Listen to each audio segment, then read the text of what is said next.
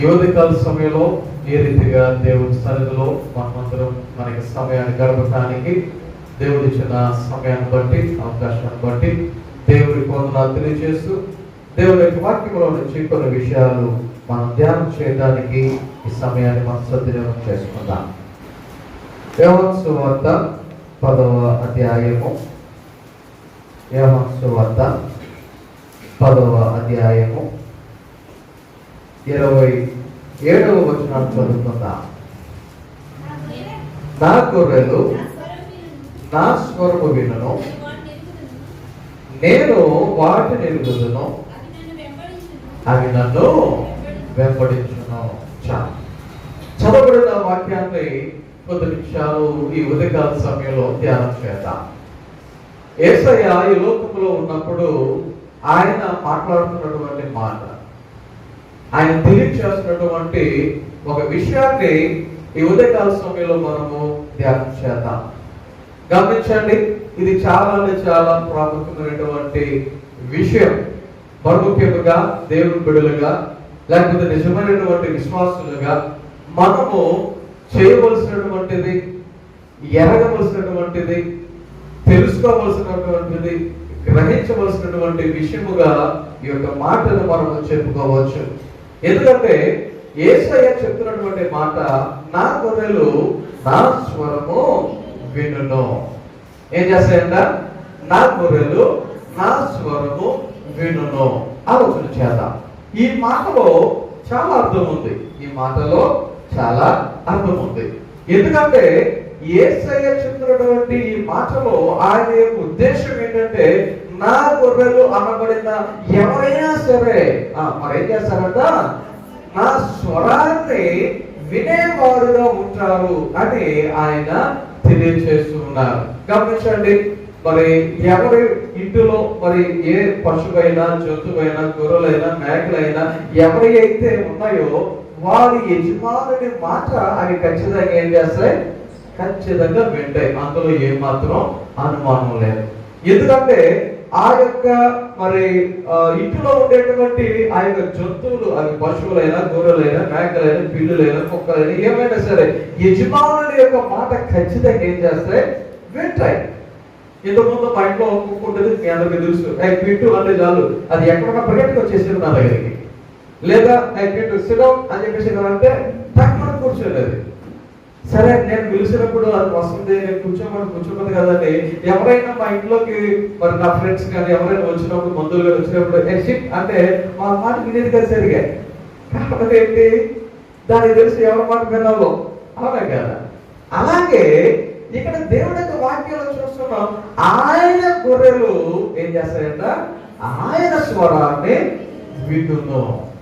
ఈ మధ్యకాలంలో కొంతమంది మరి విశ్వాసుల్ని గొర్రెలు గొర్రెలు గొర్రెలు అనేటువంటి మాటలో సంబోధిస్తూ ఉంటున్నటువంటి పరిస్థితులు ఈ మధ్య కొన్ని యూట్యూబ్స్ లో కనబడుతూ ఉన్నాయి. ఏమంటారు? విశ్వాసుల్ని గొర్రెలు అంటూ ఉంటారు. ఇప్పుడు గొర్రె యొక్క స్వభావం ఏంటో తెలుసా? గొర్రె యొక్క స్వభావం ఏంటి? ఒకటే, అది చాలా విధేయత చూపేటువంటి లక్షణాలు. ఎంత విధేయత అంటే, ముందు గొర్రె ఎలా వెళ్తుందో ఇది అలాగే వెళ్ళిపోతుంది. ఇక ఏం వస్తుంది, ఏం రావట్లేదు, అవి ఏమి చూసుకో, అవి ఏం చేస్తే అలా వృద్ధిగా వెళ్ళిపోతాయి అన్నమాట. గమనించండి. అందుకనే కొంతమంది విశ్వాసులు ఏమంటారండి, ఈ మధ్య గొర్రెలు అని కొంతమంది మాట్లాడుతున్న పరిస్థితులు మనందరికీ తెలిసినవే. సరే, ఇప్పుడు దేవుని యొక్క వాక్యంలో చూస్తున్నాం, నా గొర్రెలు నా స్వరము వినును, నేను వాటిని ఎరుగుదును. దేవుడు ఏమంటున్నాడు? నేను వాటిని ఎరుగుదును. దేవుడు చెప్తున్న మాట, నా గొర్రె ఏదైనా ఉంటే దానిని నేను ఎరుగుదును అంటున్నాడు. ఆలోచన చేయండి. ఒకవేళ ఎవరైనా గొర్రెలు ఉంటే వాళ్ళకి గుర్తుంటాయి, ఈ గొర్రె ఏంటి, ఈ గొర్రె ఏంటి అనేది వాళ్ళు గుర్తుంటాయి. అదే మనం వెళ్ళి చూసామనుకోండి, గొర్రెలన్నీ ఒకేలా కనబడతాయి. మనకి గొర్రెలన్నీ ఒకేలా కనబడతాయి. మీకు ఒక విషయం చెప్పమంటారా? మీరు మన మందిరంలో ఎవరి మొక్కలు చూసి దాన్ని తక్కువ గుర్తుపట్టేస్తామా కదా? అదే ఏ చైనాలో ఎక్కడ వెళ్ళండి, అందరి మొక్కలు ఒకేలా కనబడతాయి మనకి. అతని మొక్కలు ఒకేలా కనపడతాయి.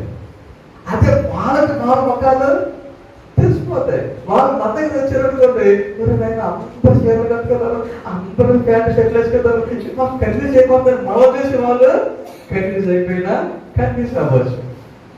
ఎందుకంటే వాళ్ళ మొక్కలు మనకు కొత్త కాబట్టి వాళ్ళందరూ మనకి కొత్తగా ఒకేలా కనిపించవచ్చు. మన మొక్కలు వాళ్ళకి కొత్త కాబట్టి వాళ్ళకి మనము కొత్తగా కనిపించవచ్చు. కానీ యేసే చెప్తున్నటువంటి మాట, నేను వాటిని ఎరుగుదును. అంటే ఆయన చెప్తున్న మాట మనమందరము ఆయనకు ఎరిగిన వారులో ఉన్నాం అని దేవుని యొక్క వాక్య ప్రకారముగా మనం గమనించవచ్చు. అయితే ఆ యొక్క గొర్రెల గురించి ఆయన చెప్తున్న మాట ఏమి చెప్తున్నాడు? అవి నన్ను వెంబడించును. ఏం చేస్తాయంట? అవి ఏం చేస్తాయంట? నన్ను వెంబడించును. ఈ ఉదయకాల సమయంలో దేవుని యొక్క వాక్యములో ఒకసారి ఈ 3 విషయాలను మనము ఆలోచన చేద్దాం. అంటే ప్రాముఖ్యంగా ఆఖరి పాయింట్ ఈ రోజు నేను చెప్పేటువంటి వాక్య భాగం వెంబడించుట, యేసయ్యను మనము వెంబడించుట. ఈ యొక్క మాటను నేను ఈ ఉదయకాల సమయంలో ధ్యానం చేయడానికి సిద్ధపడుతూ ఉన్నా. అయితే దేవునిని మనం వెంబడించే ముందు, యేసయ్యను మనం వెంబడించే ముందు, అసలు మనము దాని ముందు చెప్పినటువంటి మాట ప్రకారముగా నా గొర్రెలు అని చెప్పేసి ఆయన అంటున్నాడు కదా. మరి ఆయన గొర్రెలా ఉన్నామో లేమా? ఆయన గొర్రెల వల్ల మనము ఉన్నామో లేదా అనేది ఒకసారి ఆలోచన చేద్దాం. ఎందుకంటే యజమానులు చాలా మంది ఉండొచ్చు, వాళ్ళందరికీ చాలా మందలు, గొర్రెల మందలు ఉండొచ్చు. మరి మనము ఎవరి మందలో ఉన్నాం, లేకపోతే మన యొక్క కాపరి ఏ కాపరి అయి ఉన్నాడు అనేది ఒకసారి ఆలోచన చేద్దాం. ఈరోజు చదివినటువంటి కీర్తన భాగంలో మనం చదివాం కదా, దావీదు గారు చెప్తున్నటువంటి మాట ఏమని? యెహోవా నా కాపరి, నాకు లేమి కలుగదు. కొంతమంది మరి చదువు తక్కువయ్యి ఏం రాసుకుంటారు తెలుసా? యెహోవా నా కాపరి, నాకు ఏమీ దొరకదు అని రాసుకుంటున్నారు. ఆలోచన చేయండి. ఎక్కడో కాదు, నేను కొన్ని ఆటోల మీద కూడా దానిని చదివి ఆశ్చర్యపోయారు. ఆయన ఎలా రాశారేంట్రా బాబు అని ఆలోచన చేయండి. అక్కడ దావీదు గారి ఉద్దేశం ఏంటి? ఆయన నాకు కాపరిగా ఉన్నాడు కాబట్టి, ఆయన నాకు కాపరిగా ఉన్నాడు కాబట్టి నాకు లేమి అంటే ఏంటి? లేమి అంటే ఏంటి? ఏది కూడా తక్కువ అవ్వదు అనేది దావీదు గారి యొక్క ఉద్దేశం. లేమి అనేది నాకు కలుగదు. ఎప్పుడు యెహోవా కాపరిగా ఉన్నాడు, దేవుడు వారికి కాపరిగా ఉన్నాడు. గమనించండి, మన జీవితంలో మనము కూడా ఆ దేవుని కాపరిగా మనము కలిగి ఉంటే, ఆయన మనకు కాపరిగా ఉంటే, ఆలోచన చేయండి, ఆ కాపరిగా కలిగిన వారికి ఏం కలుగుదంట? లేమి అనేది కలుగదు అని దేవుని యొక్క వాక్య ప్రకారముగా మనము గమనించవలసిన వారమై ఉన్నాం. ఆలోచన చేయండి, మంద అనేది కాపరి మీద ఆధారపడి ఉంది. మంద అనేది కాపరి మీద ఆధారపడి ఉంది. ఈ కాపరి మందను చూసుకుంటూ, కాచుకుంటూ, దానికి కావలసినటువంటి అవసరతలు, అది మేత అయినా నీరైనా, అది సమయానికి ఎప్పుడు కావాలో ఆ సమయానికి ఆ యొక్క కాపరి అందించేవాడిగా ఉండాలి. గమనించండి, ఆ కాపరి ఒకవేళ నాకు నీరసం ఉంది, లేదా నాకు జ్వరంగా ఉంది, లేకపోతే నేను నడవలేదు, లేదా ఈరోజు నాకు మూడు రాలేదు అంటే మంద పరిస్థితి ఏంటి? అలా కాదు. గమనించండి, మంద అనేది ఎవరి ఆధారపడింది? కాపరి మీద ఆధారపడింది. ఆ కాపరి ఏం చేయాలి? మందకు కావలసిన ప్రతిదీ టైం టు టైంకి ఆలోచన చేయాలి. ఏ టైంకి అందించాలి, ఏది ఎప్పుడు అందించాలో ఆ టైంకి. ఫర్ ఎగ్జాంపుల్, ఇప్పుడు గొర్రెలే ఉన్నాయి, ఆ కాపరిని మేత ఎప్పుడు పెడతారో అడుగుతాయి. అలాంటి పరిస్థితి ఉంటే మరి మందలో ఎన్ని గొర్రెలు ఉంటాయో, ఏ టైంకి ఏ గొర్రె ఎలా మాట్లాడుతుందో, అవునా కదా? కాపరి పిచ్చెక్కిపోతుంది. వారు మందలది నన్ను సంటేసరే అనుకున్నట్టుగా ఆ యొక్క కాపరిక మందను పట్టించుకోడు పట్టించుకోడు. దేవుడు వాటికి నోరు ఇవ్వాల అంటే నా ఉద్దేశం మాట మాట్లాడేటువంటి అవకాశం ఇవ్వాల. కాబట్టి అవి అడగలేవు, అవి చెప్పలేవు. కానీ కాపరేం చేయాలి, కాపరేం చేయాలి, వాటికి కావలసినవి సమయానికి అందించాలి. కాబట్టి తల్లి తన బిడ్డకు అడగకపోయినా ఎలాగైతే మరి సమయానికి ఆహారం అందిస్తాడో ఆ రీతిగా కాపరనేవాడు మందకు అలాగే చేసేవాడుగా ఉంటాడు. అయితే ఇక్కడ దేవుని యొక్క వాక్యంలో చూస్తున్నాం, యేసు చెప్తున్నమాట, నా గొర్రెలు నా స్వరము వినును. ఇప్పుడు మన జీవితంలో ఇప్పుడు విశ్వాసులుగా దేవుని బిడ్డలుగా మరి మనము కూడా ఆయన బిడ్డల వల్ల ఉన్నాము. ఆయన స్వరాన్ని మనము వింటున్నామా?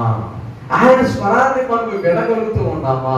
ఆయన మాట ప్రకారంగా మనము చేయగలుగుతూ ఉన్నామా అనేది ఈ ఉదయకాల సమయంలో మనము ఆలోచన చేద్దాం. ఎందుకంటే ఎవరైతే ఆయన మాట వినేవారు ఉంటారో, గమనించండి, దేవుడు చెప్తున్న మాట, నేను వాటిని ఎరుగుదును. దేవుడు ఏమంటున్నాడు? నేను వాటిని ఎరుగుదును, నా గొర్రెలను నేను ఎరుగుదును అని ఆయన చెప్తూ ఉన్నాడు కదా. గమనించండి, ఆయన మాట మనం వింటున్నామా లేదా అనేది ఆయన తెలుసు, అవునా కదా? మనము ఆయన మాట వింటున్నామా లేదా అనేది ఆయన తెలుసు. కాబట్టి ఆయన మనలను ఎరిగిన వాడుగా ఉన్నాడు. కాబట్టి మనలను ఎరిగిన కాపరిగా ఆయన ఉన్నాడు. కాబట్టి ఈ సమయంలో ఒకసారి మన జీవితాలను మనము పరిశీలన చేసుకుని ఆయన మనల్ని ఎరిగిన వాడుగా ఉన్నాడు. కాబట్టి ఆయన ఎదుట మనము ఎలా జీవించేవాడుగా ఉన్నాం, ఆయన ఎదుట ఎలాగ నడిచేవాడుగా ఉన్నాం. వాక్యం చెప్తూ ఉంది, మనం ఏం చేయాలంట? అవి నన్ను వెంబడించును. మనము ఆయనను వెంబడించే వారుగా ఉండాలి. మనందరూ తెలిసినటువంటి ఒక విషయం, గొర్రెలకు కాపరి ఎక్కడ ఉండి నడిపిస్తాడు, మేకలకు కాపరి ఎక్కడ ఉండి నడిపిస్తాడు అని అడిగాను అనుకోండి, మీరందరికీ తెలుసు ఏంటది. గొర్రెలకైతే కాపరి ఎక్కడ ఉంటాడు? ముందుంటాడు. మేకలకైతే వెనకాల ఉండాలి. కారణం ఏంటో తెలుసా? మేకలు ఇల్లు పడతాడు, ఎక్కడ పడితే అక్కడ ఆగిపోయి పక్కకు పోయి వాటి ఇష్ట ప్రకారంగానే ప్రవర్తిస్తూ ఉంటాయి. కాబట్టి కాపరి ఏం చేస్తాడు? వెనకాల నుంచి చాలా చాలా నడు, ఇక్కడ ఆగి చాలే నడు అన్నట్లుగా వెనకాల నుంచి ఏం చేస్తాడు? నడు నడు నడు అంత వాటిని తోలుతూ తోలుతూ తోలుతూ ముందుకు నడవలసినటువంటి పరిస్థితి ఉంటుంది. అదే గొర్రెలకైతే కాపరి వెళ్ళిపోతూ ఉంటే వాటి ఆయా కాపరి వెనకాల ఈ మందంతా కూడా ఏం చేస్తుంది? వెంబడిస్తూనే ఉంటుంది. ఆలోచన చేయండి, ఎక్కడో ఉండదు కానీ అప్పుడప్పుడు గొర్రెలు కూడా ఏమైపోతాయి? తగ్గిపోయేటువంటి పరిస్థితులు ఉంటాయి. ఎందుకో తెలుసా? ఆ గొర్రె అనుకుంటుంది, ప్రతిరోజు వెళ్ళే రోడ్డే కదా, ఈ రోడ్ లో ఎక్కడ ఏ మలుపు ఉంటుందో నాకు తెలీదా, ఈ యొక్క రోడ్ లో ఎక్కడ ఎలాంటిగా ఉంటుందో నాకు తెలీదా అన్నట్లుగా కొన్ని గొర్రెలు ఏం చేస్తాయంటే అతి తెలివి ప్రదర్శించి కొంచెం ఆగుతాయి. మేకప్ నుండి అది ఏదోలాగా అవసరమైతే పరిగెట్టుకుని మందలో కలిసిపోయే అవకాశం ఉండొచ్చు. కానీ గొర్రె కదా ఇది గొర్రె కాబట్టి ఏం చేయలేదు, అదే తనంతర తాను ఆలోచన చేసుకుని అరే నేను తగ్గిపోయాను, అరే ఎలాగా ఇంకా ఇలాంటి పరిస్థితి గొర్రె ఉండదు. కాబట్టి అది ఏమైపోతే తగ్గిపోయే పరిస్థితి. వాక్యాలు చదువుతాం కదా, 99 గొర్రెలను విడిచిపెట్టి కాపరి ఏం చేశాడంట? తగ్గిపోయిన ఒక్క గొర్రె గురించి ఆయన ఏం చేశాడు? సమయాన్ని కేటాయించినట్లుగా వాక్యంలో మనము చదువుతా ఉంటాం. అంటే గొర్రెలు కూడా ఒకసారి ఏం చేస్తాయి? వెంబడించడం మానేసి పక్కదారి పట్టేస్తా ఉంటాయి. వెంబడించడం మానేసి వాటికి ఇష్టం వచ్చినట్లుగా నడుచుకుంటూ ఉంటాయి అన్నమాట. కాబట్టి మనము మరి దేవుని బిడ్డలుగా విశ్వాసులుగా ఆయనను వెంబడించే వారుగా ఉన్నామా, లేకపోతే అప్పుడప్పుడు తగ్గిపోతూ ఉన్నామా అనేది ఈ ఉదయకాల సమయంలో దేవుని యొక్క వాక్యాన్ని బట్టి మన యొక్క హృదయాలను పరిశీలన చేసుకుందాం. కారణం ఏంటంటే దేవుని యొక్క వాక్యములో మనందరూ తెలుసు, ఇశ్రాయేలీయులందరూ ఐగుప్తులో ఉండగా వారందరూ కూడా దేవుని సన్నిధిలో మరి ఆయన మీద ఆధారపడి ప్రార్థన చేస్తారు. అయ్యా, మేము ఇక్కడ బానిసలాగా ఉన్నాం, మేము నలిగిపోతున్నాం, నీకు చాలా శ్రమ పట్టేస్తున్నారు అని వారు ప్రార్థన చేస్తే దేవుడు వారి ప్రార్థన ఆలకించి దేవుడు ఏం చేశాడు? మోషేను అక్కడికి పంపించి మోషే ద్వారా ఇశ్రాయేలీయులందరినీ మరి ఐగుప్తు నుంచి కానానుకు నడిపించుతున్నట్టుగా మనందరికీ తెలిసిందే. అయితే మోషే వెళ్తూ ఉండగా మోషేను వెంబడించుతున్నటువంటి ప్రజలు చాలా బాగా వెంబడించారు కొంతలో. కానీ తర్వాత ఏమైంది? మోషే మీద ఎదురు తిరగటం, సనుకోవటం, వారు ఇష్టం వచ్చినట్లుగా మాట్లాడటం, ఇవన్నీ చేయండి. ఆలోచన చేయండి. దేవుని యొక్క వాక్యంలో మనందరూ తెలుసు అక్కడ ఏం జరిగిందనేది. కొంతమంది అక్కడికక్కడే చనిపోయినటువంటి పరిస్థితులు ఉన్నాయి కొంతమంది. కానీ ఎవరెవరైతే దేవుని యొక్క మార్గములో మరి దేవుని ఏర్పాటు చేసినటువంటి నాయకులను వెంబడించారో, మోషేను కావచ్చు, లేకపోతే యెహోషువను కావచ్చు, ఎవరైతే వెంబడించారో వెంబడించిన ప్రతి ఒక్కరు వాగ్దానం చేయబడినటువంటి ప్రాంతానికి చేరినట్లుగా దేవుని యొక్క వాక్యములు మనందరికీ తెలుసు. వెంబడించడం మానేసి మధ్యలో మధ్యలో ఎవరెవరైతే వారి ఇష్టానుసారమైనటువంటి ప్రవర్తనతో ప్రవర్తించారో వారందరూ అక్కడ రాలిపోయినట్లుగా, చనిపోయినట్లుగా దేవుని యొక్క వాక్యములు మనందరికీ తెలిసిందే. కాబట్టి వెంబడించావా? ఎక్కడికి చేరుతావు? దేవుడు వాగ్దానం చేసిన ప్రాంతానికి నీవు చేరేవాడుగా ఉంటావు. ఒకవేళ నువ్వు వెంబడించడం మానేసావనుకో ఏమైపోతావు? మధ్యలోనే ఆగిపోయే పరిస్థితి. ఆలోచన చేయండి. పౌలు గారు ఒక మాట అంటూ ఉన్నాడు.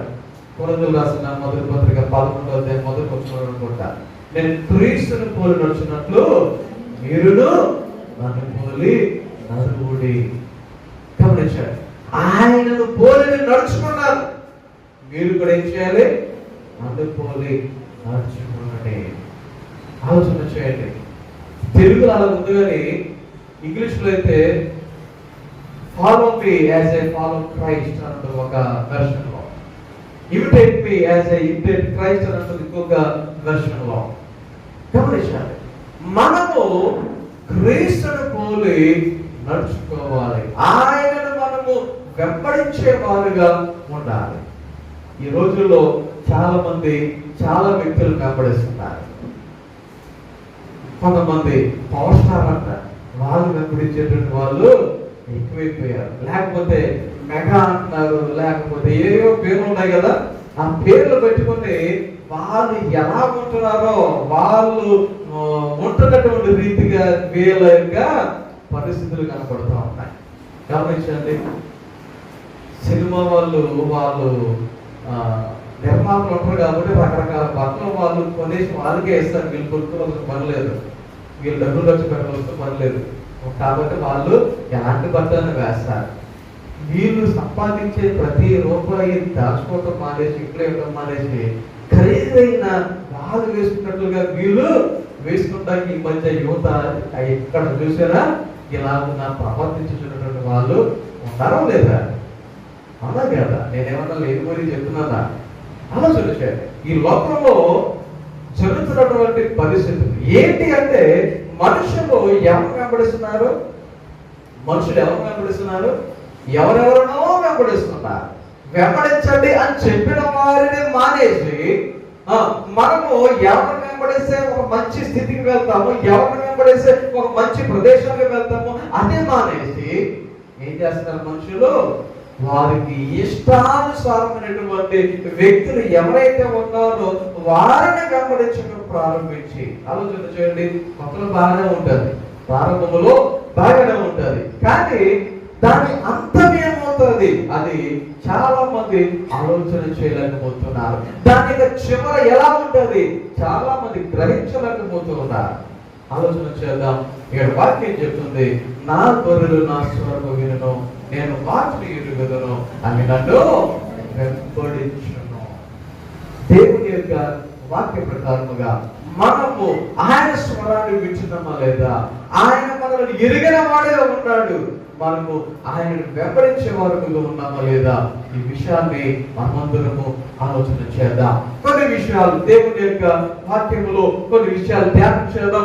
ఆయనను వెంబడించేటప్పుడు ఎలా వెంబడించాలి, ఆయనను వెంబడించేటప్పుడు ఎలా వెంబడించాలి? దేవుని యొక్క వాక్యంలో నుంచి మత్తయి సువార్త 16వ అధ్యాయము, మత్తయి సువార్త 16వ అధ్యాయము 24వ వచనం చదువుదాం. చూడండి. అప్పుడు యేసు తన శిష్యులను చూచి, ఎవడైనను నన్ను వెంబడింపగోరిన యెడల తన్ను తాను ఉపేక్షించుకొని తన సిలువను ఎత్తుకొని నన్ను వెంబడింపవలెను. చూడండి ఒకసారి. దేవుని యొక్క వాక్యంలో యేసయ్య తన శిష్యులతో చెప్తున్నటువంటి మాటగా ఈ యొక్క వచనాన్ని ఇక్కడ మనము చదువుతూ ఉంటాం. ఆయన చెప్పినటువంటి ఈ మాట ఒక్కసారి మనము బాగా పరిశీలన చేస్తే కొన్ని విషయాలను మనము అర్థం చేసుకోవచ్చు. అది ఏంటి?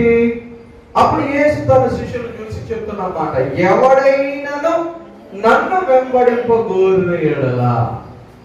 చూడండి, యేసయ్యను వెంబడించాలి అంటే, యేసయ్యను మనము వెంబడించాలి అంటే ఉన్న బలంగా నేను వెంబడించేస్తాను అంటే కాదు. గమనించారు సార్. చిన్న ఎగ్జాంపుల్ చెప్తాను మీకు. 19 పాస్ గారు ఎప్పుడు చూసిన వాళ్ళు తిరుగుతారు అనుకుంటారు. బయటికి అనకపోయినా కొంతమంది మనసులో అనుకోదు మీకేంటది చక్కగా తిరుగుతారు. నేను 19మందితో చెప్పాను, సరే రైట్ చక్కగా తిరగచ్చు కదా, నాతో రండి అంటారు. ఒక రోజు తిరిగితే 2 రోజులు తిరిగి 3 రోజులు తగ్గడేస్తాను. ఆయన బాబు ఎలా తిరుగుతారు బాబు మీరు అనేటువంటి పరిస్థితి. నేను అప్పుడు ఎంతనే ఉంటాను, ఇక వాళ్ళు మాత్రం ఆగిపోతారు, నేను మాత్రం రాలేనండి అనేటువంటి పరిస్థితి. ఇక్కడ దేవుని యొక్క వాక్యంలో దేవుడిని వెంబడించడం అంటే ఎలా వెంబడించాలంటే వాక్యం చెప్తా ఉంది, తన తాను ఉపేక్షించుకొని. ముందు మనం ఏం చేయాలంట? మనలను మనము ఉపేక్షించుకోవాలి. ఒకసారి ఆలోచన చేయండి. ఉపేక్షించుకోవడం అంటే గమనించండి. దేవుని యొక్క వాక్య ప్రకారంగా ఉపేక్షించుకోవడం అంటే ఇక నేను నా స్వాధీనంలో కాదు, నేను ఇంకా ఏమి కాదు అన్నట్లుగా మనల్ని మనం తగ్గించుకొని జీవించటం. పౌలు గారు మాట అంటారు, నేను దేవుని కొరకు సమస్తమును ఎలా చేసుకున్నాను అన్నాడు ఆయన, పెంటగా దానిని నేను ఎంచుకున్నాను అంటా ఉన్నాడు ఆయన. ఆలోచన చేయండి. ఇప్పుడు దేవుడిని వెంబడించేవారు, యేసయ్యను వెంబడించేవారు మొట్టమొదటిగా నన్ను నేను ఏం చేసుకోవాలంట? ఉపేక్షించుకోవాలి. మొన్న ఒక ఫోటో చూశాను. అమెరికా ప్రెసిడెంట్ గా ఇప్పుడు కొత్తగా బైడెన్ అనేటువంటి ఆయన మన ఎన్నికయ్యాడు. ఆయన తన కుటుంబంతో ఒక చర్చ్కి వెళ్ళాడు. ఆయన ఆలోచన చేయండి. అమెరికా ప్రెసిడెంట్ ఏంటి, చర్చ్కి వెళ్ళడం ఏంటి? నేను ప్రెసిడెంట్, ఎవరైనా సరే నా దగ్గరికి రావాలి అన్నట్లుగా ఒకవేళ ఆయన అనుకుంటే అనుకోలేదు. ఆయన ఏం చేశాడు? చర్చ్కి వెళ్ళాడు కుటుంబం. ఆలోచన దేవుని దగ్గర మన స్థితిని మనము బయట పెట్టుకోము. మనుషుల దగ్గర పెట్టుకో, ఏం కాదు. నీ కింద పని వారి దగ్గర పెట్టుకో, ఏం కాదు. దేవుని దగ్గర వచ్చిన తర్వాత నేను ఫలానా అంటే ఆలోచన చేయాలి సార్. దేవుని దగ్గర వచ్చినప్పుడు మనం ఏం చేయాలంట? తను తాను ఉపేక్షించుకోవాలి. ఇంకేం చేయాలి? తన సిలువను ఎత్తుకొని నన్ను వెంబడింపవలెను. మనం ఏం ఎత్తుకోవాలంట? ఎవరి సిలువ వాళ్ళే ఎత్తుకోవాలంట. రైట్. ప్రతిగా అందరూ సిలువ చేయించేసుకుందామా? అందరూ కలిసి సిలువ చేయించేసుకుందామా? ఒకసారి ఎవరో సిలువ వేసుకుని నడిచేస్తారు కదా మన వీధుల్లో, ఎవరు చూసారు లేదు, నాకు గుర్తుంది. ఆలోచన చేయండి ఒకసారి. ఇక్కడ వాక్యంలో ఏం చేయమంటుంది? ఎవరి సిలువను వాళ్ళే మోసుకోవాలంట. ఏ సిలువది? కొంతమంది అంటారు, అబ్బో నేను రోజు మూసేస్తానంటే ఎక్కడ మెల్లనంట, రోజు మూసేస్తానంట మెల్లో. సిలువే, అది ఒక బరువే. అర్థమవుతుందా? ఇక్కడ సిలువను ఏం చేయాలంటే మనము తన సిలువను ఎత్తుకొని, దేవుని యొక్క వాక్య ప్రకారంగా ఈ విషయం చాలా లోతైనటువంటి మర్మాలు కలిగినటువంటి మాటగా దీని గురించి చెప్పవచ్చు. ఎప్పుడైనా అవకాశం ఉంటే దేవుడిని ప్రేరేపిస్తే ఎప్పుడైనా ఈ వాక్యాన్ని మీకు ఒక రోజున చెప్పడానికి నేను ఇష్టపడుతున్నాను. తన సిలువను ఎత్తుకొని, ఇప్పుడు యేసయ్య సిలువను ఎత్తుకున్నాడు, మనందరికీ తెలిసిందే. యేసయ్య సిలువను ఎత్తుకున్నాడు. ఇప్పుడు సిలువను ఎత్తుకోవడం అర్థం ఏంటి? సిలువను ఎత్తుకున్నాడు. ఆయన ఎందుకు ఎత్తుకున్నాడు? ఆయన శిక్షను ఏం చేశాడు? మనం చేసినటువంటి పాపానికి మనం అనుభవించవలసిన శిక్షను ఆయన తన మీద వేసుకుని ఆయన ఏం చేశాడు? మన కొరకు ఆయన తన ప్రాణాన్ని ఇచ్చినట్టుగా మనందరికీ తెలిసిందే. ఇప్పుడు ఈ వాక్యంలో చదువుతాం, తన సిలువను ఎత్తుకుని, తన సిలువను ఎత్తుకుని. మన జీవితంలో మరి మన పరిస్థితులను బట్టి చాలా రకాలైనటువంటి శ్రమలు, కష్టాలు అనేవి ఉండొచ్చు. అయితే అవి ఏవైనా, అవి ఎలాంటివైనా సరే ఉన్నా మనం ఏం చేయాలి? యేసుని వెంబడించడానికి అవి ఆటంకాలుగా చూపించకూడదు. అవి ఆటంకాలుగా చూపించకూడదు. మీకు చిన్న ఎగ్జాంపుల్ చెప్తా. అబ్రహాం జీవితంలో జరిగినటువంటి సంఘటన మనందరికీ తెలిసిందే. లేక చివరి తాను చనిపోవడానికి మరి దగ్గర పడుతున్నటువంటి సమయం లాంటి పరిస్థితుల్లో 100వ సంవత్సరంలో మనం ఏం చూసాం? అబ్రహాంకి దేవుడు ఎవరిని ఇచ్చాడు? ఇస్సాకుని ఇచ్చినట్టుగా మనందరికీ తెలిసిందే. అబ్రహాం ఇస్సాకుని చాలా బాగా ప్రేమతో చూసుకునేటువంటి పరిస్థితులు మనందరికీ తెలిసినవే. అబ్రహాము తన కొడుకుని ఎత్తుకుని తిరుగుతూ ఉంటే, లేకపోతే కొంచెం ఎదుగుతూ ఉండగా నడిపించి తిరుగుతూ ఉంటే జనాలందరూ ఏమనుకుంటారు? తాత మనవడు అనుకుంటారేమో కదా. కానీ ఎవరైనా తెలియని వాళ్ళు ఆ మాట అడగరు. కానీ తెలియని వాళ్ళు ఒకవేళ ఎవరన్నా ఏమంటే మీ మనవడా కొన్ని మనవడా అని అడిగితే అబ్రహాం ఏం చెప్పుకోవాలి? తాతయ్య కొడుకు అని చెప్పుకోవాలి కదా. అటువంటి పరిస్థితి. అయితే అలాంటి అల్లారుగా పెంచుకుంటున్నటువంటి ఆ యొక్క ఇస్సాకును ఒకరోజు దేవుడు ఏమన్నాడు? నీవు నాకు బలిగా ఇచ్చేయి. ఏమన్నాడు? నీవు నాకు బలిగా ఇచ్చేయి. ఆలోచన చేయండి. అసలు లేక పుట్టినటువంటి కుమారుణ్ణి అబ్రహాము ఇస్తాడు అని దేవుడు ఆశించాడా? అక్కడ పరీక్ష పెట్టాడు. అసలు అబ్రహాము ఏమనుకుంటాడు? నన్ను అడుగుతాడా? ప్రభు వేగం ఇచ్చావు, లేకలేక ఇచ్చావు, అదేంటి మళ్ళీ తీసుకుంటాం అని చెప్పేసి ఒక అడుగుతాడని దేవుడు ఎదురు చూసుకుని ఉండొచ్చు. కానీ అబ్రహాం ఏం చేశాడు? ఒక్క మాట మాట్లాడాల. అదేంటి ప్రభు, ఇలాగేంటి ప్రభు, ఈ ఒక్కసారికి ఇది కావాలి ఇంకోటి ఏదైనా అని దేవుడు బతిమాడుకోలేదు. ఇంట్లో చెప్తే తన భార్య ఎక్కడ ఒప్పుకోదో అని తన భార్యకు కూడా చెప్పలేదు. తన పనివారిని తీసుకుని దేవుడు చెప్పినటువంటి చోటకి ప్రయాణం అయిపోతూ ఉంటే ఇస్సాకు అడుగుతున్నాడు, డాడీ నువ్వు బలి ఉంటాకని చెప్పేసి అన్నావు, బలి ఉండడానికి మన దగ్గర నిప్పు రెడీగా ఉంది, లేకపోతే కట్టెలు రెడీగా ఉన్నాయి, మరి గొర్రెపిల్ల ఏంటి? ఈ మాట అడిగేసరికి తండ్రికి ఎలా ఉంటుంది? చెప్పేది నిన్నేరా అని చెప్పలేని పరిస్థితి. ఒకవేళ చెప్తే ఇస్సాకు ఎక్కడ పారిపోతాడో తెలియని పరిస్థితి. ఇలాంటి ప్రశ్నలు ఎదురైనా అబ్రహాం ఏం చేశాడు? దేవుడు చూసుకుంటాడమ్మా అన్నట్టుగా వారు కొనసాగిపోయారు. మరలా చివరి వరకు పనివారిని తీసుకుని వెళ్తే పనివారు ఎక్కడ అక్కడో చెప్తారని వారు దగ్గరికి వెళ్ళిన తర్వాత పనివారు మీరు ఎక్కడే ఉండండి, నేను ఇస్సాకు వెళ్ళి ఏం చేస్తాం? బలి చేస్తాం అని పనివారిని కూడా దూరం పెట్టి అబ్రహాంకి వెళ్ళాడు. ఎంతవరకు సిద్ధపడ్డాడంటే అవన్నీ పేర్చి బలిపీఠంలాగా అవన్నీ సిద్ధపరిచి ఇస్సాకు కాలు చేతులు కట్టి వాటి మీద పడుకోబెట్టి కత్తితో పొడవడానికి కత్తి కూడా ఎత్తి పొడవగానే చెల్లబడిపోయాయి. ఆలోచన చేయండి. అప్పుడు అన్నాడు దేవుడు, అబ్రహామా ఏం చేయొద్దు, నీ కుమారుని ఏమి చేయొద్దు. ఆలోచన చేయండి. ఇక్కడ దేవుని యొక్క వాక్య ప్రకారముగా మనం ఆలోచన చేస్తే అబ్రహాము తన జీవితంలో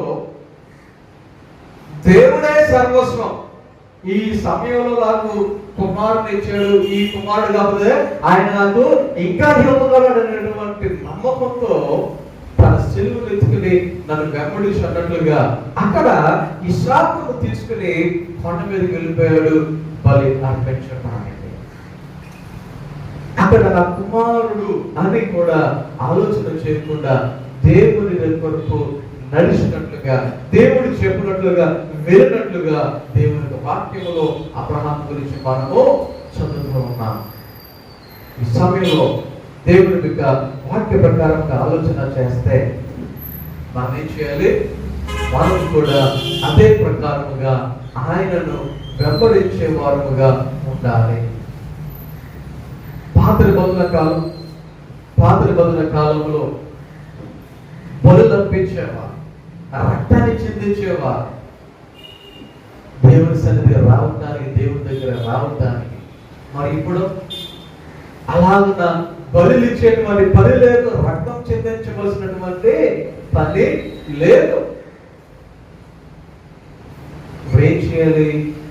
మన శరీరములనే మనము దేవునికి అనుకూలమైనవిగా మనం దేవునికి సమర్పించవలసిన వారమై ఉన్నాం. రోమపత్రిక 12వ అధ్యాయం 1-2 వచనాలు చదివితే ఈ విషయాలు మన దగ్గర కనబడుతూ ఉంటాయి.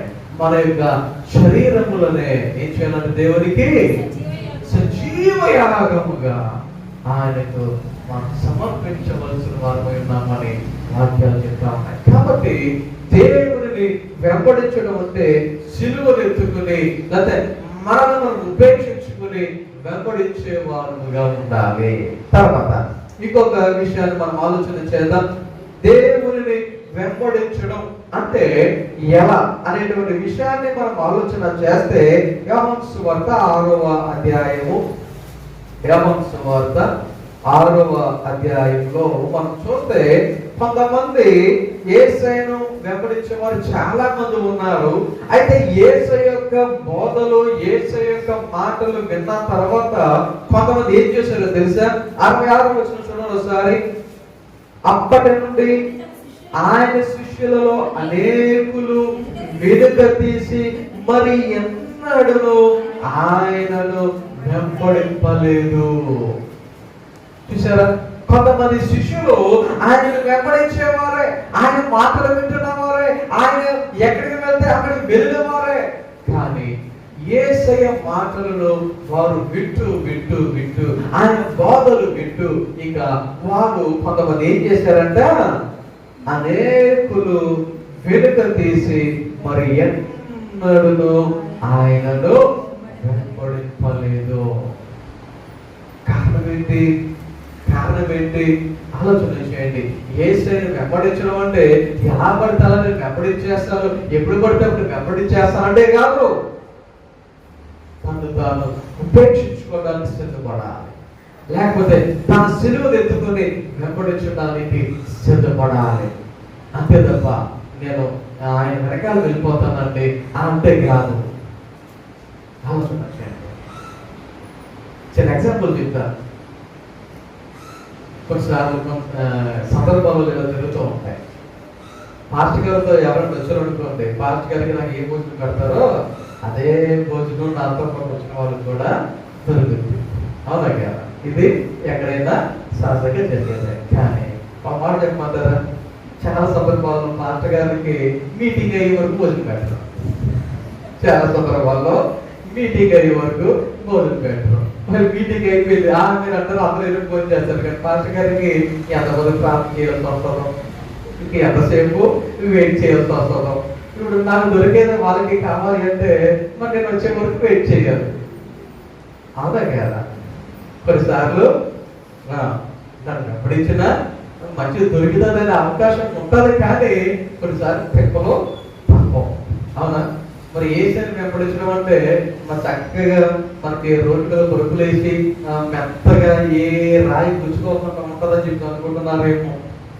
ఆయనను వెంబడించడం అంటే ఆషామాషిగా, ఆయన వెంబడించడం అంటే మామూలు మాటలుగా, ఎలాంటి పరిస్థితులు వచ్చినా ఒకటి ఆయన మాత్రం ఆగడు, ఆయన వెళ్తూనే ఉంటాడు. వెంబడించవలసింది మనం. ఆలోచన చేయండి, ఆయనను మనము వెంబడించే వారుగా ఉన్నామా లేదా? జ్ఞానులు నక్షత్రాన్ని చూచి వారు వెంబడించినట్లుగా మనందరికీ తెలిసిందే. వారు ఎంతవరకు వెంబడించారు?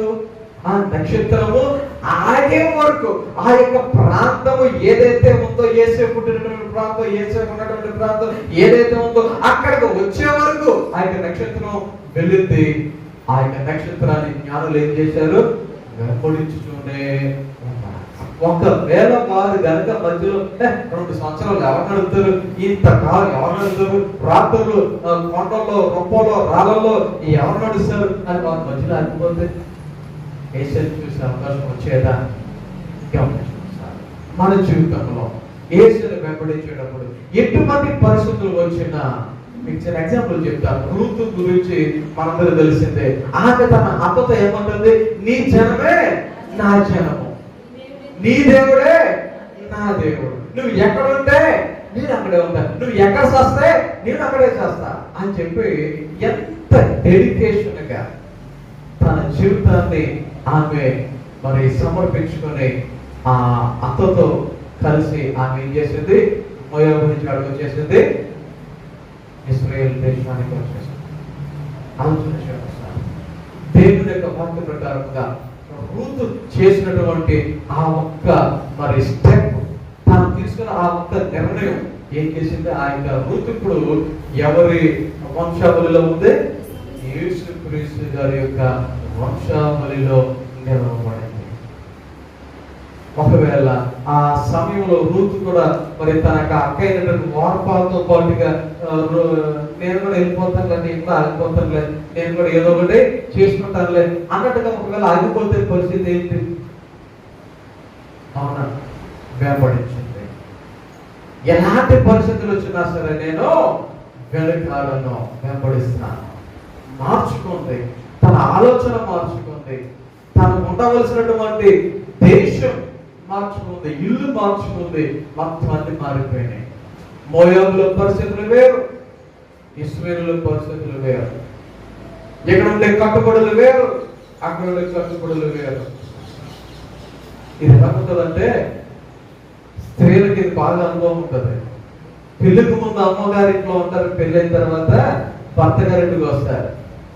ఇంటికి వచ్చిన తర్వాత చిన్నప్పటి నుండి వాళ్ళు ఎలా పెరిగారు, ఇక్కడికి వచ్చిన తర్వాత అలా పెరుగుతారని కుదురుతా.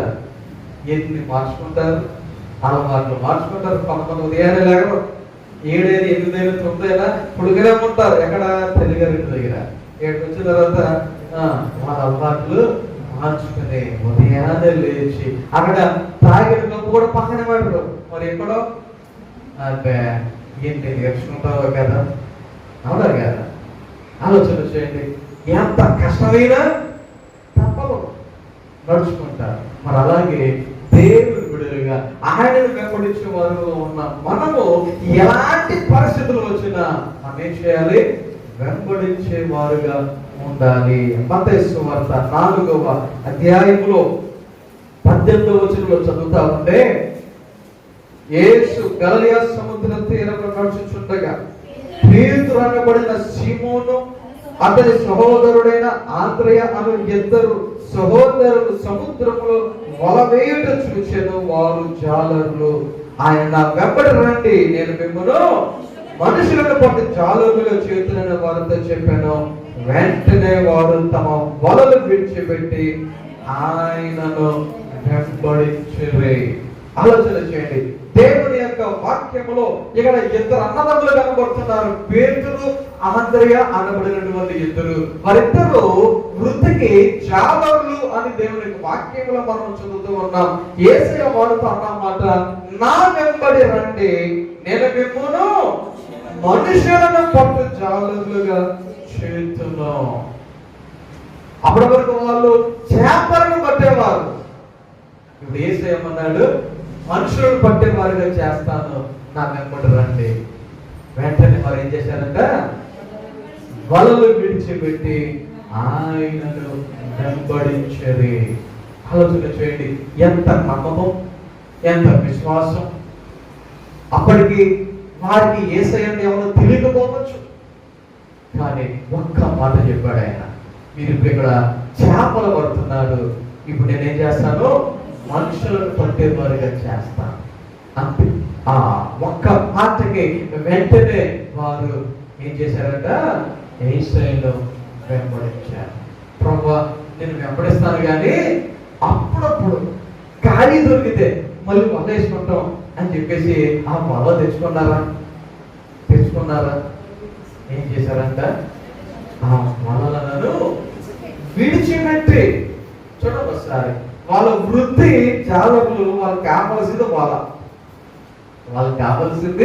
వల. అలాంటిది వారు సంపాదించడానికి ఏదైతే ప్రాముఖ్యమైనటువంటి మరి పనిముట్టుగా ఉందో దానినే వారు ఏం చేశారు? విడిచిపెట్టి యేసయ్యను వెంబడించారు. ఆలోచన చేయండి, వాళ్ళకి కుటుంబాలు లేవా? పేతురికి కానీ అంతే గారి కుటుంబాలు లేవా? భార్య బిడ్డలు లేరా? ఆయనను వారు ఏం చేశారు? యేసయ్య కొరకు వాటినన్నిటిని విడిచిపెట్టి ఆయనను విశ్వాసంతో వారు ఏం చేయాలి? దేవుడిని వెంబడించే వారిగా ఉండాలి. ఎలాగా? విశ్వాసముతో ఆయనను వెంబడించే వారుగా ఉండాలి. అంత మాత్రమే కాదు, సేవ చేయడానికి, పరిచర్య కొరకు యేసయ్యను వెంబడించే వారుగా ఉండాలి. ఈ పేతురు, ఆంద్రియ మనుషులను పట్టుచాలులుగా చేస్తాను అని చెప్పి దేవుడు అన్నాడు కాబట్టి, యేసయ్య మాట చెప్పాడు కాబట్టి, ఆ మాట ప్రకారం వారు ఇప్పుడు ఏం చేస్తున్నారు? యేసయ్యను వెంబడిస్తున్నారు. సేవ కొరకు ఆయనను వెంబడించేవారుగా ఉన్నారు. రోమాపత్రిక 1వ అధ్యాయం 1వ వచనంలో చూసినా, లేకపోతే యోహాను సువార్త 12వ అధ్యాయం 26వ వచనంలో చూసినా, దేవుని యొక్క వాక్యాలలో కొన్ని విషయాలు ఇలా చెప్తా ఉన్నాయి. చూడండి, రోమాపత్రికలో చదువుతున్నాము. దాసుడను అపోస్తుడుగా ఉండుటకు పిలువబడిన వాడను, దేవుని సువార్త నిమిత్తము ప్రత్యేకింపబడిన పౌలు రోమాలో ఉన్న దేవుని ప్రియులకందరికీ, అనగా పరిశుద్ధులుగా ఉండుటకు పిలువబడిన వారందరికీ శుభమని చెప్పి రాయున్నది. చూడండి, పౌలు గారు తన గురించి తాను చెప్పుకుంటూ ఉన్నాడు. ఏమని? నేను క్రీస్తు దాసుడను, అపోస్తులుడుగా ఉండుటకు పిలువబడిన వాడను, దేవుని సువార్త నిమిత్తము ప్రత్యేకింపబడి వాడను అని ఆయన గురించి ఆయన మాట్లాడుకుంటూ ఉన్నాడు, చెప్పుకుంటూ ఉన్నాడు. దేవుని సేవ కొరకు ఏం చేయాలి? దేవునిని వెంబడించాలి. చాలా సందర్భాలలో కొంతమంది దేవుని సేవకు పిలిచాడండి అని ముందుకు వచ్చేవారు ఉన్నారు. మంచిది, కానీ మధ్యలో కొంతమంది ఏం చేస్తారో తెలుసా? నేను పొరపాటు పడ్డానండి, దేవుని సేవకు పిలిచాడు అనుకున్నానండి అని మధ్యలో మానేసేవారు ఉన్నారు. కష్టంగా ఉందండి, దాని ముందు ఉద్యోగం చేసుకుంటే 4 డబ్బులు చేతుకుంటాయి అని మధ్యలో మానేసేవారు కొంతమంది ఉంటా ఉంటారు. ఆలోచన చేయండి, సేవ కొరకు దేవుని వెంబడించేవారుగా. యోహాను సువార్త 12వ అధ్యాయం 26వ వచనంలో చదివితే, ఒకడు నన్ను సేవించిన యెడల నన్ను వెంబడింపవలెను, అప్పుడు నేను ఎక్కడ ఉండునో అక్కడ నా సేవకుడును ఉండును. ఒకడు నన్ను సేవించిన యెడల నా తండ్రి అతనిని ఘనపరచును. సేవ కొరకు ఎవరైతే ముందుకు వస్తారో, సేవ కొరకు ఎవరైతే ఆయన వెంబడించేవారుగా ఉంటారో, దేవుడు చెప్తా ఉన్నాడు, ఏం చేస్తారంట? నేను ఎక్కడ ఉండును అక్కడ నా సేవకుడులు ఉండును. అంత మాత్రమే కాదు, తండ్రి ఏం చేస్తాడు? అతనిని ఘనపరచును. కొన్నిసార్లు కొంతమంది మనుషులు ఘనపరచవాలని ఇష్టపడుతూ ఉంటారు, మనుషులు ఘనపరచవాలని కోరుకుంటూ ఉంటారు. కానీ నిజమైన సేవకుడిని ఎవరు కనపరుస్తారంట?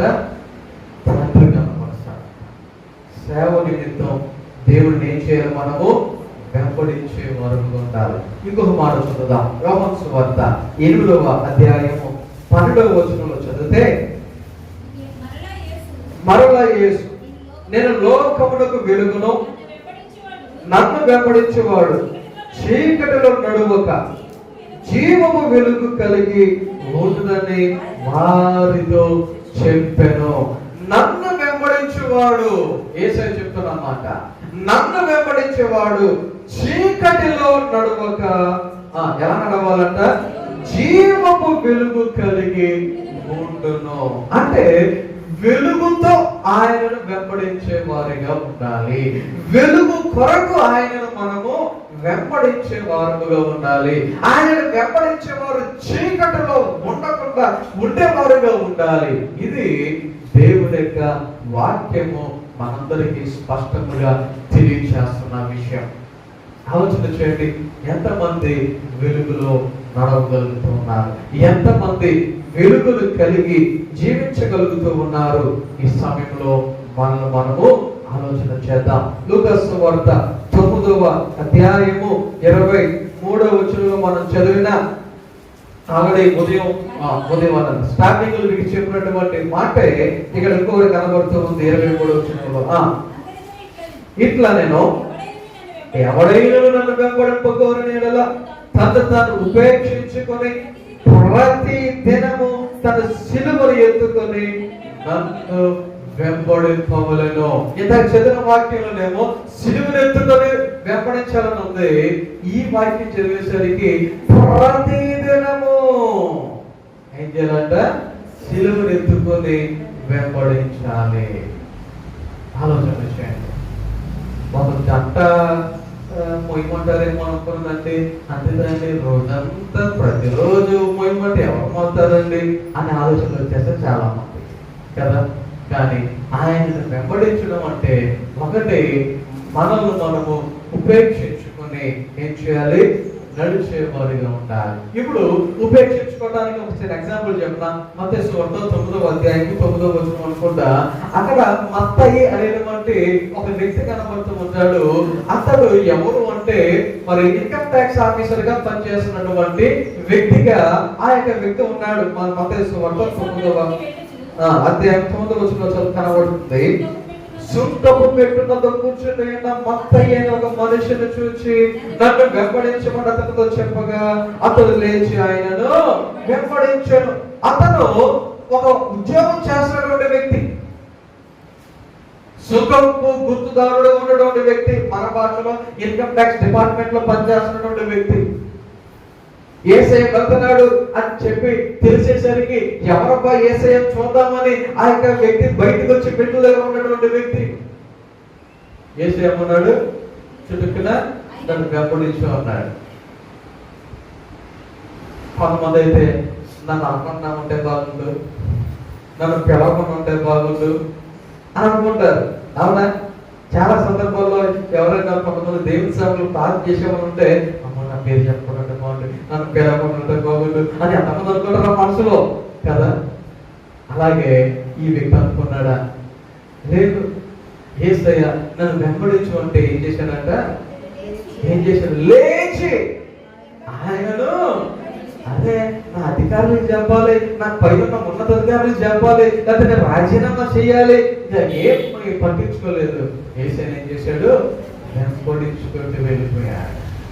ఉద్యోగాన్ని విడిచిపెట్టి వెళ్ళిపోయాడు. ఆలోచన చేయండి. తను ఉపేక్షించుకోవడం అంటే, అరే నా ఉద్యోగం లేకపోతే నా సంపాదన ఏమి ఆలోచన చేయాల, యేసయ్య పిలిచాడు, నేను వెళ్ళాలని అంతే. మన జీవితంలో అదే రీతిగా మనల్ని మనము ఉపేక్షించుకొని మనము వెళ్ళేవారుగా ఉన్నామా? దేవుని యొక్క వాక్య ప్రకారంగా మనం ఆలోచన చేస్తే యోహాను సువార్త ఇంత చదివినటువంటి వాక్య భాగంలో 6వ అధ్యాయంలో మనం చదివేపు కదా, కొంతమంది వెనక్కి వెళ్ళిపోయారు. వెళ్ళిపోతే యేసయ్య కొంతమందిని అడుగుతున్నాడు. 67వ వచనంలో చదివితే, కాబట్టి యేసు మీరు కూడా వెళ్ళిపోవాలని ఉన్నారా అని 12 మందిని అడుగగా పేతురు అంటూ ఉన్నాడు, ప్రభువా ఎవరి ఎందుకు వెళుదుమో, నీవే నిత్య జీవపు మాటలు గలవాడవు. నీవే నిత్య జీవానికి సంబంధించిన వాడవు. నీ దగ్గర ఉంటేనే నిత్య జీవము, నీ దగ్గర ఉంటేనే మాకు నిత్య జీవము. నిన్ను విడిచిపెట్టి మేము ఎక్కడికి వెళ్తాము? మేము వెళ్ళాము, నీతోనే ఉంటాము. ఆలోచన చేయండి. ఆయనని ఎందుకు వెంబడించాలి అంటే ఆయన దగ్గర నిత్య జీవం ఉంది కాబట్టి. ఆయన దగ్గర ఏముంది? నిత్య జీవం ఉంది కాబట్టి. ఆలోచన చేయండి. ఇశ్రాయేలులు ఎవరెవరైతే ఆయనను వెంబడించారో వారందరూ వాగ్దానం చేయబడినటువంటి కానానునకు తిరిగి వచ్చినట్లుగా వాక్యంలో చూస్తున్నాం. వెంబడించిన వారు ఏం అయిపోయారు? అక్కడే రాలిపోయారు, అక్కడే చనిపోయారు. వెంబడించిన వారు ఎక్కడికి వెళ్ళారు? కానానుకు వెళ్ళారు. ఈ రోజున ఆయనను నువ్వు వెంబడించగలిగితే ఆలోచన చేయండి. ఆయనను వెంబడించడం అంటే ఆయన స్వరాన్ని నీవు వినాలి. ఆయన స్వరాన్ని వినడం అంటే ఆయన మాటలు వినాలి. ఆయన మాటలు వినడం అంటే ఆయన చెప్పినట్టుగా మనం జీవించేవారుగా, నడుచుకునే వారుగా మనం ఉండాలి. ఆలోచన చేయండి. మరి మనం అలా జీవిస్తున్నామా? అలా నడుచుకుంటూ ఉన్నామా? అలాగే మనము ఆయనను వెంబడించే వారుగా ఉంటున్నామా? మన జీవితాలను పరిశీలన చేసుకొని నమ్మకముగా, జాగ్రత్తగా ఎన్ని కష్టాలు వచ్చినా, ఎన్ని ఇబ్బందులు వచ్చినా, ఎన్ని నష్టాలు వచ్చినా మనం ఆయన వెంబడిద్దాం. మనం ఉపేక్షించుకుని వెంబడిద్దాం, విశ్వాసంతో వెంబడిద్దాం. దేవుని యొక్క వాక్య ప్రకారంగా మన సిలువను ఎత్తుకొని అనుదినము ఆయనను వెంబడించే వారముగా ఉందాం. దేవుడు ఆత్మ రీతిగా మనం నడుచుకుంటే మన జీవితాలు మరి చాలా చాలా ధన్యకరంగా ఉంటాయి. చేరవలసిన ప్రాంతానికి చేరుతాం. అక్కడ దేవుని మహిమపరిచే వరకు ఉంటాం. కొద్ది మార్గం దేవుడు మన వెనుకలో దీవించి ఆశీర్వదించి అట్టి రీతిగా ఆయనను వెంబడించినట్లుగా మనందరూ నడిపించుగాక. ఆమె ప్రార్థన చేసుకుందాం. మన తలలు ఉంచండి. ప్రార్థన. పరిశుద్ధుడా, మహోన్నతుడా, గొప్ప దేవానికి నామమునకు వందనాలు, స్తోత్రాలు. ఈ సమయంలో నీ యొక్క సన్నిధిలో విన్న వాక్యాన్ని మా హృదయాలలో భద్రపరుచుకొని వాక్య ప్రకారముగా మేము నడుచుకోవడానికి సహాయం చేయమని ప్రార్థన చేస్తున్నాం. దేవా, మేమందరం నిన్ను వెంబడించే వరకు ఉండటానికి మీరే సహాయం దయచేసి కృప చూపించమని యేసు నామమున ప్రార్థన చేస్తున్నాం తండ్రి. ఆమేన్.